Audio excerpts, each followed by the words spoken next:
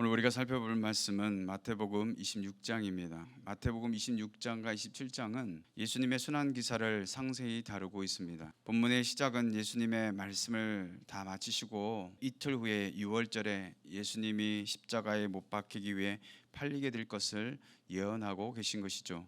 이는 십자가 사건이 주님께서 힘이 없어서가 아니라 인간의 구속 사역을 위하여 스스로 당한 은혜의 구속 사역이며 온 인류의 속죄와 구원을 위해 하나님께서 미리 계획하신 필연적인 사건이라는 것을 말씀해주고 있는 것입니다. 그런데 유대 종교 지도자들과 백성의 장로들은 예수를 흉계로 잡아 죽이려고 의논하면서 명절에는 하지 말자고 의논했던 것이죠. 왜냐하면 이스라엘의 가장 큰 명절인 이 유월절에 많은 사람들이 모이기 때문에 자칫 밀란이 일어날까 우려했던 것입니다. 그러나 결국은 가룟 유다의 배신으로 그들로 하여금 유월절에 맞추어 예수를 죽게 만들고 그들의 의도대로 되지 않았다라는 것이죠. 그렇다면 왜 유월절인가? 이스라엘이 애굽에서 종되었을 때에 애굽에 내려진 죽음의 재앙을 어린 양의 피를 통해서 죽음을 면한 것처럼 이제 주님이 십자가에서 영원한 유월절 양이 되어 대속의 피를 흘리심으로 택한 죄인들이 죄에서 해방될 것이기 때문에 그렇습니다. 십자가 사건 예고에 대한 사람들의 반응은 어떠했습니까?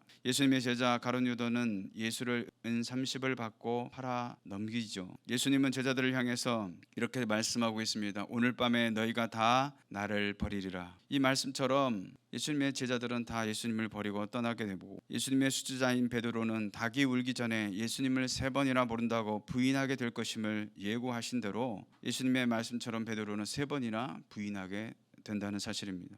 예수님의 십자가 사건을 앞두고 심지어 제자들마저도 예수님을 떠나는 상황에서 6절 이하에서는 예수님의 머리에 향유를 부은 여인에 대한 기사가 기록되고 있습니다. 요한복음에서는 이 여인을 마리아라고 밝히고 있습니다. 예수님이 베다니 나병 환자 시몬의 집에 계실 때에 마리아가 매우 귀한 향유 한 옥합을 가지고 나와서 식사하시는 예수님의 머리에 부은 것이죠. 이를 본 제자들은 붕괴하였습니다. 그 이유는 무엇인가 하면 도대체 무슨 이유로 이것을 허비하느냐라고 말한 것이죠. 이 말에서 알 수 있듯이 값비싼 향유를 허비했다고 생각하고 있었고 9절에서도 비싼 값에 팔아 가난한 자들에게 줄 수 있었지 않느냐고 말하고 있는 것이죠. 이 말은 요한복음 12장에서 보면 가룟 유다가 한 말이었는데 다시 말해서 가룟 유다는 자신에게 돈을 맡기면 자신이 그것을 팔아서 가난한 자들에게 줄 수 있었을 것이라고 그가 말하고 있지만 그러나 가룟 유다의 의도에 대해서 요한복음 12장 6절에서는 이렇게 기록하고 있습니다. 이렇게 말함은 가난한 자들을 생각함이 아니요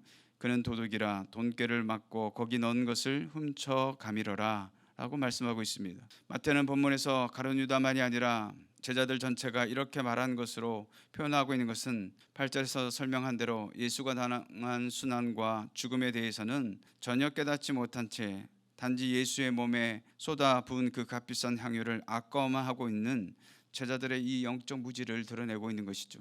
이에 대하여 예수님은 10절에서 너희가 어찌하여 이 여자를 괴롭게 하느냐라고 반문하고 계십니다. 예수님을 향한 여인의 뜨거운 사랑의 행위가 제자들의 매도에 의해 졸지에 천박하고 경솔한 행동으로 왜곡된 상황이 여인에게 얼마나 큰 심적 고통이 되었는지를 여실히 드러내주고 있는 것이죠. 더욱이 이 여인의 헌신은 그 자신이 참된 의미를 몰랐을지라도 예수의 구속사역을 위한 특별한 행위라는 측면에서 이 경우만큼은 가난한 자에 대한 구제보다 우선순위를 갖고 있기 때문에 그렇습니다. 다시 말해 이 세상에서 가난한 자들은 늘 있고 구제할 기회도 항상 주어지지만 그러나 예수님은 며칠 있지 않아 이 세상을 떠날 것이므로 예수께 향유를 부은 여인의 행동은 더 시급하고 가치 있는 편을 택하였다라는 것이죠. 예수님도 12절에서 이 여자가 내 몸에 향유를 부은 것은 내 장례를 위하여 함이니라 라고 말씀하고 계십니다. 이는 그 당시 귀한 손님에게 존경을 표하는 관례를 따라 예수님께 가장 큰 존경과 영광을 돌린 것이며 나사로의 누이며 마르다의 자매인 이 마리아가 주님으로부터 과거에 받았을 사랑 곧 오라비가 죽었던 나사로를 살려 주신 은혜에 보답하는 마음이 아니었겠는가라는 것입니다. 그는 어쩌면 자기 소유 중에서 가장 값비싸고 소중한 것일지도 모르는 향유 옥합을 깨뜨려 주님께 바름으로써 주님을 향한 진정한 희생과 사랑과 감사의 표현이 어떤 것인지를 보여주었던 것이죠. 이러한 여인의 행위를 예수님은 자신의 장사를 위한 것이라고 말씀하심으로써 자신의 죽음과 연관시키셨던 것입니다. 심지어 주님은 13절에서 어디서든 복음 전파되는 곳에서 이 여자가 행한 일도 말하며 그를 기억하라고 말씀하셨습니다. 주님이 이렇게 말씀하신 이유는 예수님의 죽음을 전혀 알지 못한 12제자와는 다르게 예수님의 장사를 준비한 이 여인을 그리스도의 진정한 참 제자로서의 모형으로 제시하기 위함이었다라는 것이죠.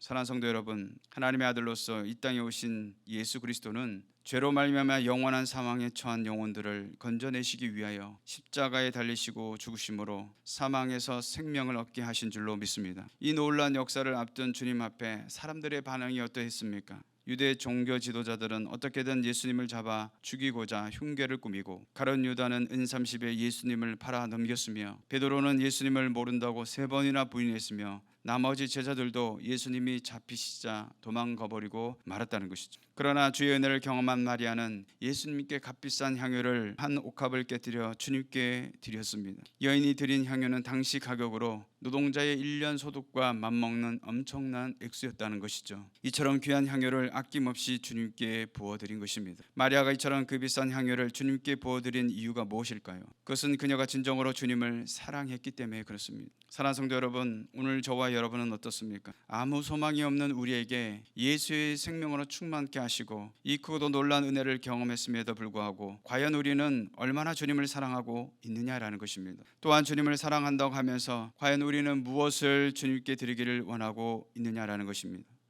주님을 사랑하는 사람은 자기의 모든 것을 들여서라도 주님을 기쁘시게 하는 삶을 살게 되는 줄로 믿습니다. 뿐만 아니라 예수님은 마리아가 행한 일을 온 천하에 어디서든지 복음 전하는 곳마다 함께 말하고 기억하라고 말씀하셨습니다. 이것이 복음에 반응하는 삶이라는 것이죠. 복음을 누리는 삶이 아니겠습니까? 내가 만난 예수, 내가 체험한 주님으로 인해 내 삶의 가장 귀한 것도 아까워하지 않고 헌신하며 섬기는 모습이야말로 전도의 현장에서 가장 확실한 전도 방법이 아니겠느냐라는 것입니다. 실제로 불신자들은 전도자의 삶을 보고 복음의 실상을 볼 수 있는 줄로 믿습니다. 다시 말해 내가 만난 예수로 인하여 내 삶이 어떻게 변화되었는지 그것을 간증하고 나아갈 때에 그들이 마음 문을 열고 복음을 받아들이게 된다라는 것이죠. 사랑하는 성도 여러분, 오늘 저와 여러분이 만난 주님에 대한 삶의 간증은 무엇입니까? 혹시라도 너무도 오래되어서 간증거리가 사라진 지 오래되었고 복음을 전하지 않은 무기력한 삶의 자리에서 서 있지는 않습니까? 그렇다면 다시금 은혜의 자리로 나아가서 날마다 베푸시는 주의 은혜로 말미암아 누리는 복음의 능력을 삶 가운데 만나는 영혼들에게 담대하게 전함으로 오늘 하루의 삶이 하나님이 보실 때 복이 되는 삶을 살아가시는 저와 여러분 되시기를 주님의 이름으로 축원드리겠습니다.